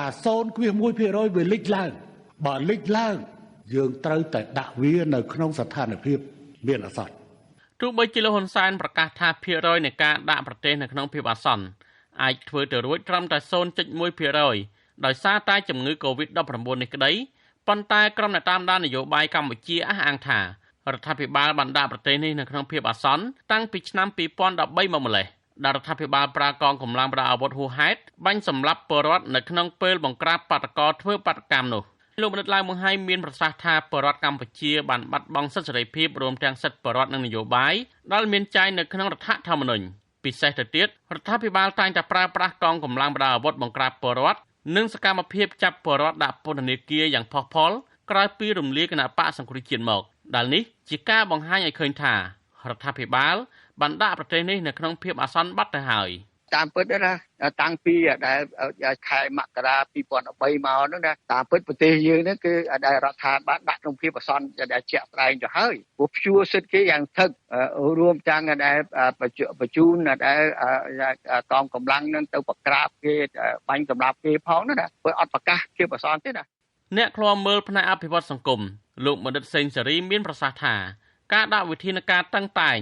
ឬការកម្រិតពីទោសទណ្ឌលើពលរដ្ឋរបស់ខ្លួនរបស់ប្រទេសនីមួយៗនៅអាស៊ាននេះអាស្រ័យលើអត្តចរិតមេដឹកនាំនិងអតីតភាពការងាររបស់ខ្លួនជាមេទ័ពឬជាជនស៊ីវិលប៉ុន្តែខ្ញុំមើលទៅប្រទេសហ្វីលីពីនយើងខ្ញុំមើលទៅជាអត្តចរិតរបស់មេដឹកនាំជាបុគ្គលវិញពួកកន្លងមកយើងឃើញប្រធានាធិបតីពុនមុនឬក៏នាយករដ្ឋមន្ត្រីហ្វីលីពីនមុនក៏ដូចជាមិនកាចដូចជានាយករដ្ឋមន្ត្រីដូចទេដែរហើយនៅថៃនេះយើងមើល background ជាអ្នកបុគ្គលដែលដឹកនាំប្រទេសហ្នឹងក៏ជាអតីតមេទ័ពនៅកម្ពុជា background របស់នាយករដ្ឋមន្ត្រីយើងក៏ជាអតីតមកពីកងទ័ពដែរអញ្ចឹងហើយខ្ញុំមើលថារបៀបក្នុងការធ្វើការងាររបៀបក្នុងការដោះស្រាយបញ្ហារបស់ប្រទេសនីមួយៗវាអាស្រ័យទៅលើឥរិយាបថរបស់មេដឹកនាំនោះមេដឹកនាំខ្លះក៏ប្រើប្រាស់វិធីសាស្ត្រក្តៅទៅមេដឹកនាំខ្លះក៏ប្រើប្រាស់វិធីសាស្ត្រត្រជាក់ទៅនៅវិភាគនយោបាយលើកឡើងថាកត្តាចម្បងរបស់រដ្ឋាភិបាលនៃប្រទេសនីមួយៗដែលត្រូវធ្វើនៅចំពោះមុខក្រៅពីការការពារពលរដ្ឋរបស់ខ្លួនមិនឲ្យឆ្លងជំងឺ Covid-19 នេះគឺរដ្ឋាភិបាលត្រូវកិត្តគោលមូលនិធិសង្គមសម្រាប់ជួយសង្គ្រោះពលរដ្ឋដែលរងផលប៉ះពាល់ជាសកលដោយសារតែជំងឺ Covid-19 នេះជាជាងការប្រើវិធានការគៀបសង្កត់និងប្រើអំណាចផ្ដាច់ការធ្វើបាបពលរដ្ឋរបស់ខ្លួនបញ្ហាជាអតិភិបដែលពលរដ្ឋប្រឈមខ្លាំងនោះគឺសន្តិសុខស្បៀងមន្ត្រីជាន់ខ្ពស់គណៈបកប្រជាធិបតេយ្យមូលដ្ឋាននិងអ្នកជំនាញខាងកសិកម្មនិងសេដ្ឋកិច្ចលោកបណ្ឌិតយ៉ងសង្គមាមានប្រសាសន៍ថាជំងឺ Covid-19 រាតត្បាតនេះធ្វើឲ្យប៉ះពាល់ដល់សង្គមនីមួយៗជាប្រព័ន្ធហើយរដ្ឋាភិបាលត្រូវផ្ដល់កញ្ចប់ថវិកាសម្រាប់ទ្រទ្រង់សង្គមឬក៏បង្កើតកញ្ចប់ថវិកាពិសេសបន្ថែមលើច្បាប់ថវិកាជាតិយើងធ្វើច្បាប់ថាឥឡូវត្រូវជួយជាជនម៉េចទុកទៅនឹងបញ្ហាសេដ្ឋកិច្ចបញ្ហាស្បៀងអីចឹងណាអាហ្នឹងដែលយើងចង់ឃើញថាឲ្យវាឆាប់ដើមធ្វើច្បាប់ហ្នឹងជាពិសេសតងរឿងច្បាប់ថវិកាជាតិឲ្យសភាឲ្យប្រតិភិនហ្នឹងអនុម័តព្រោះថវិកាត្រូវឆ្លងកាត់ជាមួយនឹងសភាអញ្ចឹងថវិកាជាតិបានអនុម័តហើយអាហ្នឹងថវិកាទូទៅបណ្ដោះថវិកាពិសេសនេះពិសេសហ្នឹងគឺយើងត្រូវថែមលុយប៉ុន្មានដើម្បីធ្វើការងារហ្នឹងហើយត្រូវខ្ចីលុយវាថែមប៉ុន្មានបើយើងអត់មានហើយត្រូវយកពីទុនបំរុងរបស់ជាតិហ្នឹងប៉ុន្មានដើម្បីយកមកប្រើហ្នឹងគឺណាហ្នឹងវាចាំបាច់ជាងរដ្ឋាភិបាលនៃប្រទេសអាស៊ានបានបញ្ចេញកញ្ចប់ថវិការៀងៗខ្លួនចំពោះការទ្រទ្រង់ពលរដ្ឋរបស់ខ្លួនពិសេសពលរដ្ឋគ្មានការងារធ្វើក្នុងនោះរួមមានសង្ហបុរីរដ្ឋាភិបាលបានបញ្ចេញកញ្ចប់ថវិកាទប់ទល់នឹងផលប៉ះពាល់សេដ្ឋកិច្ចចំនួន3ដំណាក់កាលនៅដំណាក់កាលទី3នេះរដ្ឋាភិបាលបានប្រកាសកញ្ចប់ថវិកាជាង$3,000 លានអាមេរិកបន្ថែមទៀតឥណ្ឌូនេស៊ីរដ្ឋាភិបាលបានផ្ដល់ថវិកាជាង$1,000 លានសម្រាប់ផ្ដល់ជូនកម្មករដែលអត់ការងារធ្វើដោយឡែកសម្រាប់នៅកម្ពុជាវិញរដ្ឋាភិបាលមិនទាន់បានប្រកាសពីមូលនិធិទ្រទ្រង់សង្គមឬជួយដល់ពលរដ្ឋដែលរងផលប៉ះពាល់ពីជំងឺ Covid-19 នេះនៅឡើយទេក្រៅពីការប្រកាសផ្ដល់ប្រាក់ឧបត្ថម្ភចំនួន 20% នៃប្រាក់ខែគោលជូនកម្មកររោងចក្រនោះប្រធានសមាជិកសភាអាស៊ានដើម្បីសិទ្ធិមនុស្សកាលពីចុងខែមីនាក៏អំពាវនាវឲ្យមេដឹកនាំអាស៊ីអាគ្នេយ៍ឬអាស៊ានទាំងអស់ឲ្យគិតគូរពីទុក្ខលំបាករបស់ប្រជាពលរដ្ឋផ្នែកជីវភាពនិងត្រូវគោរពគោលការណ៍សិទ្ធិមនុស្សជាកត្តាចម្បងក្នុងកំឡុងពេលទប់ស្កាត់ជំងឺ Covid-19 នេះជាជាងការរដ្ឋបတ်សិទ្ធិសេរីភាពចាប់ចងពលរដ្ឋដាក់ពន្ធនាគារនិងការធ្វើទុកបុកម្នេញផ្សេងៗទៀតអ្នកវិភាគលើកឡើងថាមេដឹកនាំមួយចំនួននៅអាស៊ានប្រើវិធានការគៀបសង្កត់ចាប់ចងពលរដ្ឋដាក់ពន្ធនាគារពាក់ព័ន្ធនឹងរឿងផ្សព្វផ្សាយព័ត៌មាន Covid-19 នេះដូចជាកម្ពុជានិងថៃជាដើមគ្រាន់តែជាហេតុផលការពារអំណាចរបស់ខ្លួនទៅវិញទេខ្ញុំទីនសាការីយ៉ាស៊ីសេរីពីរដ្ឋធានី Washington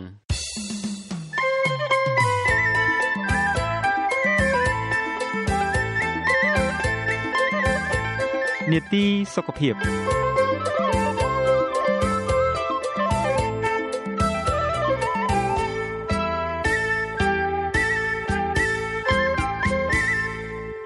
ចាលោកនាងជាទីមេត្រីលោកនាងកំពុងស្ដាប់ការផ្សាយវិទ្យុអាស៊ីសេរីផ្សាយចេញពីរដ្ឋធានី Washington នៃសហរដ្ឋអាមេរិកក្រុមអ្នកវិទ្យាសាស្ត្រក្នុងពិភពលោកបានប្រឹងប្រែងតាមលទ្ធភាពរបស់ខ្លួនរកវិធីព្យាបាលនានាដើម្បីកាត់បន្ថយចំនួនអ្នកស្លាប់និងឆ្លងបណ្ដាលមកពីជំងឺ Covid-19 នៅសហរដ្ឋអាមេរិកក្រៅតែពីការយល់ព្រមឲ្យប្រើថ្នាំគ្រុនចាញ់អាជ្ញាធរជាតិត្រួតពិនិត្យឱសថ និងអាហារនៅសហរដ្ឋអាមេរិកហៅកាត់ជាភាសាអង់គ្លេសថា FDA ក៏បានយល់ព្រមឲ្យប្រើវិធីសាស្ត្រមួយទៀតគឺចាក់បញ្ចូលផ្លាស្មាដែលមានអង់ទីគ័រឬប្រព័ន្ធការពារខ្លាំងរបស់អ្នកជាសះស្បើយពីជំងឺ COVID-19 ទៅអ្នកជំងឺធ្ងន់ធ្ងរនិងដើម្បីជួយទៅដល់ក្រុមគ្រូពេទ្យជួរមុខដែលកំពុងប្រឈមខ្លាំងនៃការឆ្លងមេរោគដ៏កាចសាហាវមួយនេះចានីតិសុខភាពសប្តាហ៍នេះអ្នកស្រីម៉ៅសុធានីរាយការណ៍ពិស្ដារអំពីរឿងនេះជូនលោកអ្នកនាងមន្ត្រីសុខាភិបាលថាការចាក់បញ្ចូលអង់ទីកូផ្លាស្មារបស់អ្នកជំងឺ COVID-19 ដែលបានជាសះស្បើយនិងមានប្រសិទ្ធភាពខ្ពស់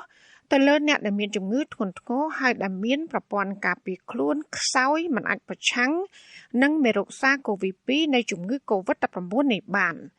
ជាប្រធានអគ្គនាយកប្រតិបត្តិនៃ Clinic Mayo លោកវេជ្ជបណ្ឌិត Enrico Faruza មានប្រសាសន៍ប្រាប់ទូរទស្សន៍ CNBC នៅសហរដ្ឋអាមេរិកកាលពីថ្ងៃទី7ខែមេសាថាពិធីព្យាបាលបែបនេះគឺមានប្រសិទ្ធភាពក្រោយពីបានធ្វើឡើងកាលពីជាង100ឆ្នាំមុននៅពេលដែលប្រឈមនឹងជំងឺគ្រុនផ្ដាសាយធំហើយដែលរាតត្បាតជាសកលកាលពីឆ្នាំ1918នៅទូទាំងពិភពលោកជាបន្ថែមពីនេះលោកថាវិធីចាក់បញ្ចូលអង់ទីកូផ្លាស្មានេះគឺក្រុមអ្នកវិទ្យាសាស្ត្រក៏បានយកមកសាកល្បងប្រើប្រាស់ផងដែរ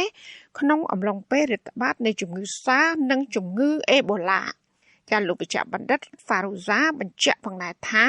ប្រសិនបើវិធីព្យាបាលបែបនេះមានប្រសិទ្ធភាពទៅលើអ្នកជំងឺ COVID-19 នោះគឺក្រុមអ្នកវិទ្យាសាស្ត្រក៏នឹងអាចប្រើប្រាស់សម្រាប់យ៉ាងហោចណាស់ក៏អាចជួយបង្កើនប្រព័ន្ធការពារខ្លួនទប់ស្កាត់នឹងមេរោគនេះបាន2ឬក៏3ខែផងដែរចាវិធីព្យាបាលនេះគេឲ្យឈ្មោះថា Convalescent Plasma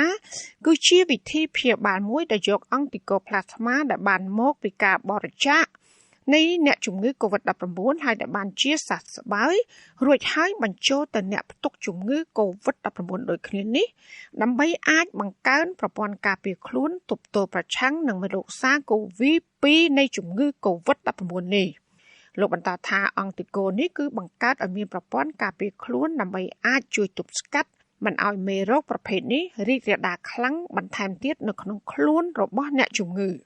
ការសាកល្បងនេះគឺនៅបន្ទាប់ពីអាជ្ញាធរជាតិត្រួតពិនិត្យឱសថនិងអាហារនៅសហរដ្ឋអាមេរិកហៅកាត់ថា FDA កាលពីថ្ងៃទី3ខែមេសាកន្លងមកនេះបានយល់ព្រមឲ្យមណ្ឌលសុខភាព Mayo សហការជាមួយនឹងសាកលវិទ្យាល័យ John Hopkins និងមន្ទីរពេទ្យជាច្រើនព្រមទាំងវិទ្យាស្ថានស្រាវជ្រាវមួយចំនួនទៀតដើម្បីធ្វើការសាកល្បងប្រើប្រាស់ដោយចាក់បញ្ចូលអង់ទីកូផ្លាស្មារបស់អ្នកជំងឺដែលបានជាសះស្បើយពីជំងឺ COVID-19 នេះ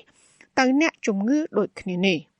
ចាគ្រូពេទ្យប្រចាំគ្រួសារនៅទីក្រុង Lynn រដ្ឋ Massachusetts សហរដ្ឋអាមេរិកលោកវិជ្ជបណ្ឌិតម៉ៃសុខារិតមានប្រសាសន៍ប្រាប់អធិស្រីតាមទូរស័ព្ទថាការចាក់បញ្ចូលផ្លាស្មានេះគឺជាដំណាក់កាលសាកល្បងនៅឡើយទេប៉ុន្តែគេមិនទាន់ដឹងច្បាស់ថាតើមានប្រសិទ្ធភាពបែបណាលើអ្នកជំងឺ COVID-19 ដែលមានសភាពធ្ងន់ធ្ងរគេបូមឈាមចេញពីអ្នកមកគេ extract ពីអ្នកជំងឺហ្នឹងមកទៅបញ្ចូលឲ្យអ្នកជំងឺដែលកើតរោគ COVID-19 ហ្នឹងដែលជាខ្លាំងយោងទៅតាមព័ត៌មានយោងទៅតាម data អត់ទាន់មានអ្នកណាគេបញ្ជាក់លក្ខថាអ្នកនោះឲ្យផ្លាស្មាទៅវាជាស្រានជួយសះស្បើយអ្វីព្យាបាលអ្វីមួយគេយកទៅធ្វើថា clinical trial មិនទាន់ជាការពិតថាព្យាបាលនេះគឺជាការពិតមែនទេដូចជាហៅឆ្នាំព្យាបាលជំងឺគ្រុនចាញ់ដូចគ្នាចឹងនេះគឺជាឆ្នាំមួយដែលគេការបបផ្សោតដូច្នេះplasma infusion of plasma នេះគឺដូចគ្នាចឹងចាអ្នកស្រីវិជ្ជបណ្ឌិតអានីវ៉ាន់សឺបឺកអ្នកជំនាញផ្នែកកម្មវិធីបង្កើនអង់ទីកូនៃមជ្ឈមណ្ឌលវិទ្យាសាស្ត្រឈ្មោះ Mount Sinai នៅទីក្រុង New York បានឲ្យដឹងថាវិធីព្យាបាលដោយការចាក់បញ្ចូលអង់ទីកូផ្លាស្មាទៅលើអ្នកជំងឺ COVID-19 នេះគឺបានចាប់ផ្ដើមហើយកាលពីថ្ងៃសៅរ៍ទី4ខែមេសាគឺទៅលើអ្នកជំងឺមួយចំនួននៅទីក្រុង New York ហើយនៅក្រុង Houston រដ្ឋ Texasយ៉ាងអ្នកស្រីវិជ្ជបណ្ឌិតមានប្រសាសន៍បន្តថាវិធីព្យាបាលនេះនឹងបន្តអនុវត្តទៅលើអ្នកជំងឺ COVID-19 រាប់ពាន់នាក់បន្ថែមទៀតនៅពេលសប្តាហ៍ខាងមុខក៏ប៉ុន្តែគេនៅមិនទាន់អះអាងបាននៅឡើយដោយត្រូវរងចាំមើលជាច្រើនសប្តាហ៍ទៅមុខទៀត ចាក់ក្រុមវិជ្ជបណ្ឌិតជំនាញជាច្រើនលើកឡើងថាអង់ទីកូផ្លាស្មារបស់អ្នកជំងឺម្នាក់ដែលបានជាសះស្បើយពីជំងឺ COVID-19 នេះគឺគេអាចយកមកចាក់បញ្ចូលដល់អ្នកជំងឺរហូតដល់4នាក់ក្នុងការប្រើវិធីព្យាបាលនេះក៏ប៉ុន្តែគេនៅមិនទាន់អាចបញ្ជាក់ច្បាស់នៅឡើយទេពីប្រសិទ្ធភាពនៃការប្រើអង់ទីកូផ្លាស្មានេះចាត់ដោយមានសហការពីអង្គការកាកបាទក្រហមអាមេរិក Clinic Mayo បានពង្រីកវិធីព្យាបាលនេះដោយបញ្ចូលអង់ទីកូផ្លាស្មារបស់អ្នកជាពីជំងឺ COVID-19 គឺនៅជាង100មន្ទីរពេទ្យទូទាំងសហរដ្ឋអាមេរិកក្រៅតែពីសហរដ្ឋអាមេរិកប្រទេសជាច្រើនដូចជានៅប្រទេសស៊ុយអែតនិងប្រទេសចិនជាដើមនោះក៏កំពុងប្រើវិធីសាកល្បងដូចគ្នាដែរចាក់គិតមកត្រឹមថ្ងៃទី8ខែមេសានេះចំនួនអ្នកឆ្លងជំងឺ COVID-19 គឺបានកើនឡើងដល់ទៅជាង1,500,000 នាក់ចាក់ក្នុងនោះគឺមានចំនួនអ្នកស្លាប់ជិត 90,000 នាក់នៅទូទាំងពិភពលោកចា៎នាងខ្ញុំម៉ៅសុធានីអាស៊ីសេរីពីរដ្ឋធានី Washington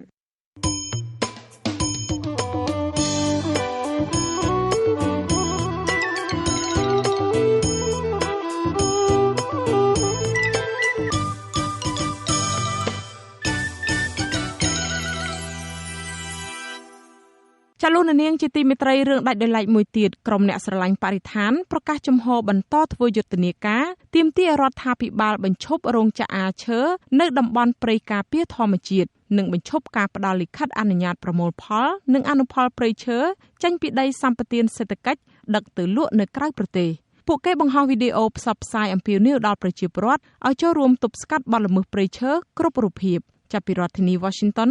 លោកវ៉ាន់សុមេតរាយការណ៍ព័ត៌មាននេះមន្ត្រីសង្គមស៊ីវិលសកម្មជនបរិស្ថាននិងក្រុមយុវជនយល់ថាប្រជាពលរដ្ឋគឺជាអ្នកសម្រេចជោគវាសនាចុងក្រោយក្នុងដំណើរបេសកកម្មការពារព្រៃឈើក្នុងប្រទេសកម្ពុជាព្រោះពួកគេគ្មានជំនឿពីប្រសិទ្ធភាពការងាររបស់គណៈកម្មការជាតិទប់ស្កាត់និងបង្ក្រាបបទល្មើសព្រៃឈើនិងប្រព័ន្ធតុលាការក្នុងការវែកមុខក្រុមអក្រិតជនកាប់បំផ្លាញព្រៃឈើមកផ្ដន់ទោសតាមច្បាប់នោះឡើយយុវជនដែលសកម្មក្នុងការឃ្លាំមើលបទល្មើសព្រៃឈើគឺលោកម៉ាចត្រាបានបង្ហាញវីដេអូដោយថ្លែងថានៅគ្រាដែលព្រៃឈើដែលជាសម្បត្តិដូនតាត្រូវបានជនទុច្ចរិតកាប់បំផ្លាញស្ទើរជារៀងរាល់ថ្ងៃតើយុវជននៅសំងំអ្វីទៀតហេតុអ្វីមិននាំគ្នាក្រោកឈរឡើងការពារមរតកដូនតាដែលបន្សល់ចុងក្រោយនេះនៅក្នុងសម័យសង្គ្រាមយុវជនម្នាក់គឺជាទាហានម្នាក់នៅក្នុងសម័យសន្តិភាពយុវជនម្នាក់គឺជាសកម្មជនបរិស្ថានម្នាក់គឺជាសកម្មជនសិទ្ធិមនុស្សម្នាក់នៅពេលដែលព្រៃឈើដែលជាសម្បត្តិដូនតាយើងត្រូវបានក្រុមទុច្ចរិតនាំគ្នាបំផ្លិចបំផ្លាញស្ទើរតែរាល់ថ្ងៃថាតើយុវជនយើងនៅសង្ងំធ្វើអ្វីទៀតហេតុអ្វីមិននាំគ្នាក្រោកឈរឡើងដើម្បីការពារសម្បត្តិដូនតាយើងដែលជាមរតកចុងក្រោយសម្រាប់យើងនិងសម្រាប់កូនចៅយើងជំនាន់ក្រោយ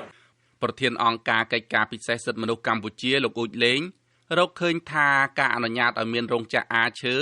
បើទោះបីជាស្របច្បាប់ឬមិនស្របច្បាប់ក្តីគឺជាមូលហេតុសំខាន់នៃការកាប់បំផ្លាញព្រៃឈើដ៏សម្បើមនៅកម្ពុជាលោកបញ្ជាក់ថាការអនុញ្ញាតឲ្យមានរោងចក្រអាឈើស្របច្បាប់ក៏ជាវិនិស្សកម្មព្រៃឈើធំធេងដែរព្រោះរដ្ឋាភិបាលពុំមានប្រព័ន្ធត្រួតពិនិត្យនិងការតាមដានឲ្យបានដិតដល់ឡើយដែលជាឱកាសធ្វើឲ្យក្រុមហ៊ុនឯកជនកាប់បំផ្លាញព្រៃឈើក្នុងតំបន់ព្រៃឡង់និងនៅតំបន់ការពារធម្មជាតិផ្សេងទៀតស្របច្បាប់នឹងហើយដែលធ្វើឲ្យឈើយើងមានលក្ខណៈហិនហោចព្រោះថាយើងមិនមានការប្រព័ន្ធត្រួតពិនិត្យប្រតិច្បាប់ឬក៏មានការតាមដានឲ្យបានដល់ទេនៅក្នុងព្រៃជាពិសេសគឺដែលជាឱកាសមួយដែលធ្វើឲ្យក្រុមហ៊ុនឯកជននឹងគឺរដ្ឋបាលកាប់បំផ្លាញព្រៃឈើនៅក្នុងតំបន់ការពារដូចជាពិសេសក្នុងតំបន់ព្រៃឡង់ដូចជានៅក្នុងព្រៃនៅរ៉ាំលានៅកោះកុងនៅពោធិ៍សាត់និងនៅកតុយនិវរៈជ័យជាដើមនិងនៅតំបន់ការពារផ្សេងទៀតដែលយើងវឹកវរនៃមេរោគ COVID-19 នេះដែលជនឱកាសនិយមជាពិសេសខាងក្រុមហ៊ុននឹងបន្តនៅការកាប់បំផ្លាញព្រៃឈើនៅក្នុងតំបន់ការពារហើយបានដឹកជញ្ជូនឆ្លងដែនទៅលក់នៅប្រទេសក្រៅសកម្មជនបរិស្ថានមួយរូបទៀតគឺលោកញិលភៀបបង្ហាញទស្សនៈថាអ ុក្រិតកម្មព្រៃឈើដ៏ធំធេងនេះគឺបណ្ដាលមកពីមន្ត្រីខិលខូចក្នុងជួររដ្ឋាភិបាលខុបខិតជាមួយឈ្មួញជាប្រព័ន្ធដោយបើកដៃឲ្យឈ្មួញទុច្ចរិតកាប់ព្រៃឈើក្នុងតំបន់ព្រៃឡង់ធ្វើអាជីវកម្មលោកថាមូលហេតុចម្បងមួយទៀតគឺមានក្រុមហ៊ុនសម្បត្តិសេដ្ឋកិច្ចនៅជាប់ព្រៃឡង់ដែលទទួលបានសិទ្ធិវិនិយោគពីរដ្ឋាភិបាលបានទៅបោះទីតាំងរោងចក្រអាឈើខ្នាតធំកំពុងប្រមូលផលឈើខុសច្បាប់ចេញពីព្រៃឡង់ដោយគ្មានការទប់ស្កាត់យើងឃើញថាក្រុមហ៊ុនទាំងអស់នោះមានរោងចក្រអាឈើធំដែលកំពុងតែផ្ដួលរំលំឈើដែលកំពុងតែកើប ប្រមូលផលឈើយកទៅធ្វើជាទ្រព្យសម្បត្តិបុគ្គលរបស់ខ្លួននាំចេញទៅបរទេសយ៉ាងអនាធិបតេយ្យបំផុតខ្ញុំសូមអំពាវនាវដល់រាជរដ្ឋាភិបាលចាត់វិធានការដកមន្ត្រីខូចខូចមន្ត្រីអសមត្ថភាពនិងដកអាជ្ញាប័ណ្ណពីក្រុមហ៊ុនដែលកំពុងតែបំផ្លិចបំផ្លាញធនធានធម្មជាតិបំផ្លិចបំផ្លាញព្រៃឈើរបស់យើងយុទ្ធនាការរបស់ក្រមយុវជននិងសកម្មជនការពារព្រៃឈើនេះចែកចេញជា3ដំណាក់កាលគឺទី1យុទ្ធនាការកាន់បដាសរសេរអក្សរថាបិទរោងចក្រអាឈើនៅទូទាំងប្រទេសផ្សព្វផ្សាយតាមបណ្ដាញសង្គមរយៈពេល10ថ្ងៃទី2យុទ្ធនាការជិះម៉ូតូជុំវិញព្រៃឡង់រយៈពេល6ថ្ងៃដើម្បីស្រាវជ្រាវរកបទល្មើសព្រៃឈើនិងទី3យុទ្ធនាការអប់រំផ្សព្វផ្សាយសហគមន៍មូលដ្ឋានឲ្យយល់ពីតម្លៃព្រៃឈើនិងរួមគ្នាអភិរក្សឲ្យបានគង់វង្សតាក់ទងនឹងយុទ្ធនាការរបស់ក្រមយុវជននេះអ្នកនាំពាក្យគណៈកម្មការជាតិទប់ស្កាត់និងបង្ក្រាបបទល្មើសព្រៃឈើលោកអេងហ៊ី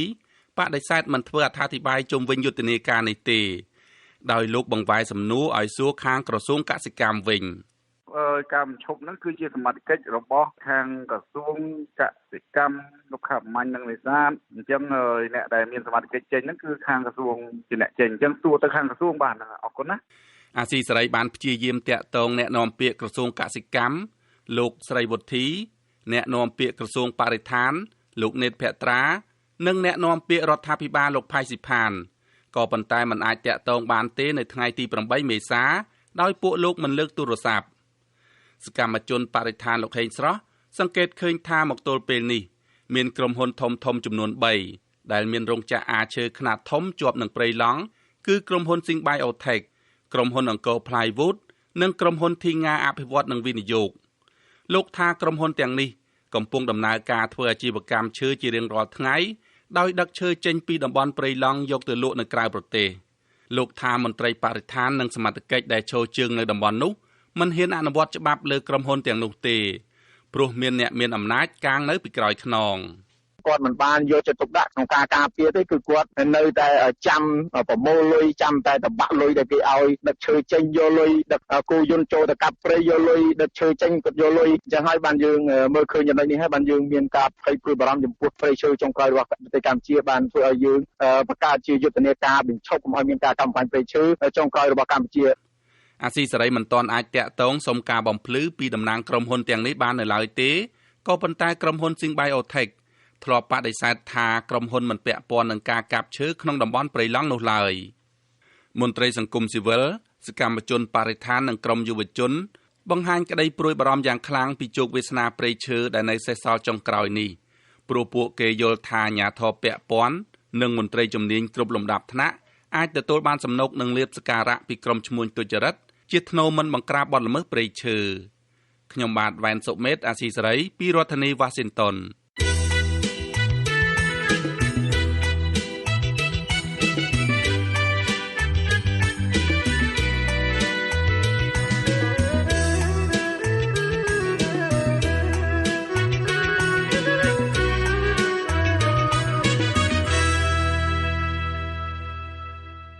ចាលោកនាងកញ្ញាប្រិយមិត្តអ្នកស្ដាប់ជាទីមេត្រីការផ្សាយរយៈពេល1ម៉ោងនៃវិទ្យុអាស៊ីសេរីជាភាសាខ្មែរនៅពេលនេះចាប់តែប៉ុណ្ណេះចាយើងខ្ញុំសូមជូនពរដល់លោកនាងព្រមទាំងក្រុមគ្រួសារទាំងអស់ឲ្យជួបប្រកបតែនឹងសេចក្តីសុខចម្រើនរុងរឿងកុំបីឃ្លៀងឃ្លាតឡើយចានាងខ្ញុំខែសុណងព្រមទាំងក្រុមការងារទាំងអស់នៃវិទ្យុអាស៊ីសេរីសូមអរគុណនិងសូមជម្រាបលា